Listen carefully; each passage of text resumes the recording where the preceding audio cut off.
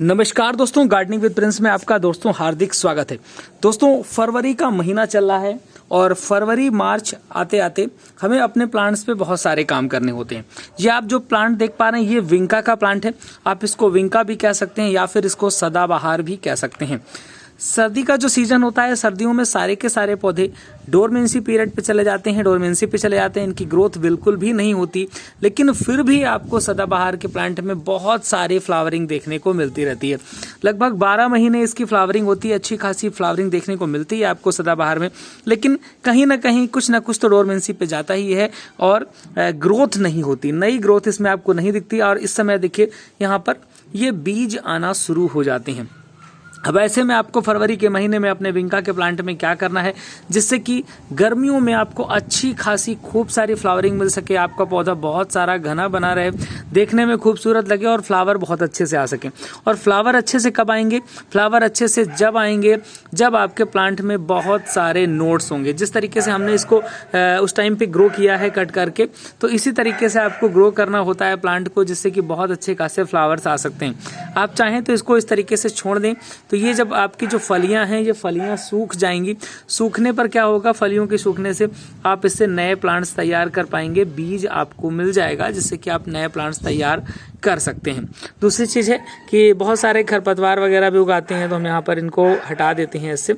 अब ध्यान रखने वाली बातें क्या हैं? ध्यान रखने वाली सबसे महत्वपूर्ण बात यह है कि फरवरी मार्च के महीने में विंका के प्लांट पे सबसे ज़रूरी चीज़ है कि हमको उसकी प्रूनिंग करनी होती है। क्योंकि होता क्या है कि प्रूनिंग करने से बहुत अच्छी तरीके से और भी नई ब्रांचेस निकल करके आती हैं। जब नई ब्रांचेस निकल करके आती हैं तो फ्लावरिंग आपको बहुत अच्छे से देखने को मिलती है।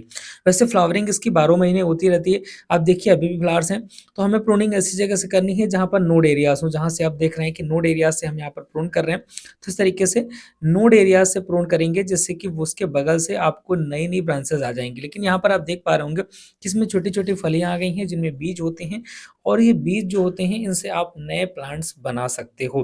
तो अगर आप चाहते हैं कि आप बीज बचाना चाहते हैं, तो इसमें 1 या 2 डाल इस तरीके से छोड़ दीजिएगा, जिसमें से फलियां लगी हों, तो उनके बीज आप रख सकते हैं, जिससे कि आप नए सीजन में नए प्लांट जनरेट कर सकें। यहाँ देखिए कुछ नया प्लांट भी उगा हुआ है, एक यहाँ पर और भी प्लांट उगाया है साथ में। तो इस तरीके से यहाँ से हम इसको नोड एरिया से कट कर देंगे। हमने एक दूसरा प्लांटर ले रखा है, उसको हमने पहले से कट करके रखा हुआ है, तो इस तरीके से हम यहाँ पर कट्स कर लेते हैं। अगर आप बचाना चाहते हैं फलियों के लिए, तो आप उसको ऊपर के एक आध हिस्से को छोड़ देंगे, और जब फलियां जैसे ही पक जाएं आप उनको तोड़ करके फिर से आप इसको ब्रेक कर सकते हो। और ये प्रूनिंग का काम जो है आप फरवरी मार्च तक कर सकते हो, अप्रैल तक कर सकते हो। बाकी वैसे भी अगर आपको बहुत अच्छा घना और बुशी बनाना है, तो इसकी समय समय पर प्रूनिंग करते रहना है।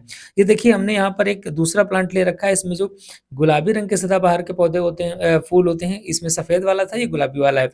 तो इस पे क्या है कि सबसे महत्वपूर्ण ज़रूरी चीज़ है कि आपको पहले तो प्रूनिंग करने के बाद आपको इस तरीके से गुड़ाई कर देनी है।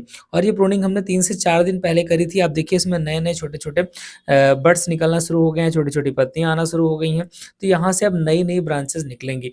अब सर्दियों में होता क्या है कि ओस वगैरह गिरती है, जिसकी वजह से, कोहरा गिरने की वजह से इसकी जो मिट्टी होती है वो ऊपर से काई जैसी हो जाती है, जिससे कि अच्छी तरीके से ऑक्सीजन पौधे पे नहीं जा पाती। तो इस तरीके से हम गुड़ाई कर देंगे। गुड़ाई करने के बाद लगभग हमें इसको 24 घंटे के लिए गुड़ाई करके पौधे को छोड़ना चाहिए। किसी भी पौधे को लगभग गुड़ाई अगर शाम को करेंगे तो बहुत ही बेस्ट टाइम होता है, जिससे कि उसकी जड़ों में ऑक्सीजन अच्छी तरीके से पहुँच पाता है, क्योंकि जड़ें बंद हो जाती हैं। वैसे तो तुरंत वाटरिंग नहीं करनी चाहिए गुड़ाई करने के बाद, लेकिन हम आपको वीडियो यहाँ पर दिखा रहे हैं, तो हम आपको बताएँगे कि क्या करना है, किस तरीके से। लेकिन आपको 24 घंटे के लिए कम से कम गुड़ाई करके पौधे को छोड़ देना है, इसके बाद ही आप वाटरिंग करिएगा।